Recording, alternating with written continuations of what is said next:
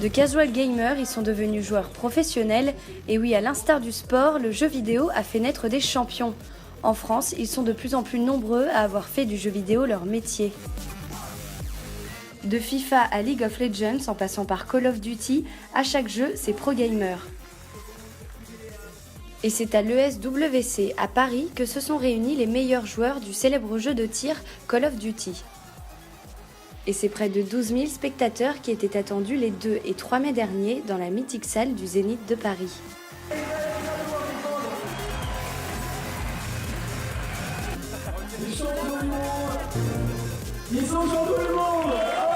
Maintenant, il y a des joueurs professionnels et il y en a autour de nous, il y en a en France. Comment est né ce phénomène ? Il est né il y a en gros 10-15 ans avec le phénomène des LAN, c'est-à-dire des endroits où les gens se retrouvaient, branchaient leurs ordinateurs en réseau pour pouvoir s'affronter. C'est comme ça qu'est né un petit peu le e-sport, le sport électronique. Et puis, il y a en gros une dizaine d'années, les jeux ont commencé à être de plus en plus connectés. Et cet esprit de compétition facilité par le réseau, par le fait que les consoles soient branchées sur Internet, a fait vraiment naître des champions. Et c'est comme ça qu'a explosé le e-sport. Et à partir de là, ça suscite des vocations. Les jeunes se prennent à rêver à devenir champions. Et voilà, ça crée tout un écosystème qui est vraiment en train d'exploser, notamment en France, quoi. Et parmi ces champions, le Français Bruce Granec fait partie des plus célèbres. Surnommé la Machine, ce joueur professionnel de 28 ans a été sacré 3 fois champion du monde de FIFA, le célèbre jeu de football. Moi j'ai franchi le pas, ça devait être ça remonte à une dizaine d'années. Pour la première fois, les jeux de foot étaient jouables sur Internet. C'est vrai qu'à la base, je jouais plus pour m'amuser, c'était une passion. Et puis après, j'ai fait des compétitions d'abord en ligne et j'ai vu que ça se passait plutôt pas trop mal, donc j'ai tenté en vrai. Et puis pareil, j'ai eu la chance d'être champion de France et champion du monde assez vite, on va dire. Et donc ça m'a poussé à continuer derrière. Il y a une vraie analogie avec le sport.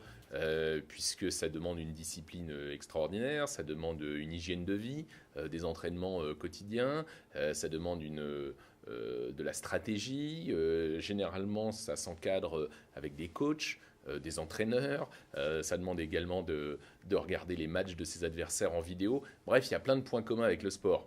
Même si l'effort physique forcément n'est pas nécessairement là. Mais on va dire que quand on considère que les échecs sont un sport, le jeu vidéo, oui, peut être très bien considéré comme un sport. C'est comme dans le sport de haut niveau, quand tu arrives au top, on va dire, la différence entre les joueurs, ça se joue à rien et ça se joue surtout dans la tête, quoi. C'est mentalement, il ne faut pas craquer.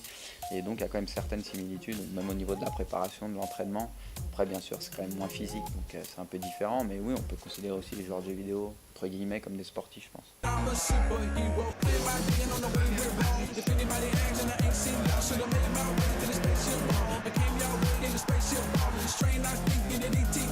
C'était un bon tournoi. Bon malheureusement pour moi, il n'y a pas la victoire au bout, mais bon c'est comme ça, hein. C'est le foot, c'est FIFA. Du coup un peu déçu? Ouais forcément, là on était 6, y en a un qui est heureux et puis 5 déçus, c'est comme ça, c'est le sport, c'est les jeux vidéo.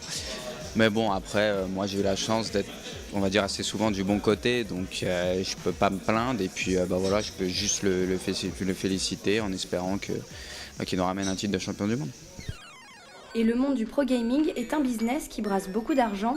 En plus du salaire que leur versent les sponsors, les gagnants reçoivent durant les tournois des chèques pouvant atteindre 20 000 $, comme à l'ESWC à Paris. Salut Aurek. Salut Bruce. Salut tout le monde. Et en plus des tournois, Bruce Granec reste proche de sa communauté de fans en postant sur le net ses performances sur FIFA, accompagné du youtubeur Braque. J'ai un très bon niveau de jeu.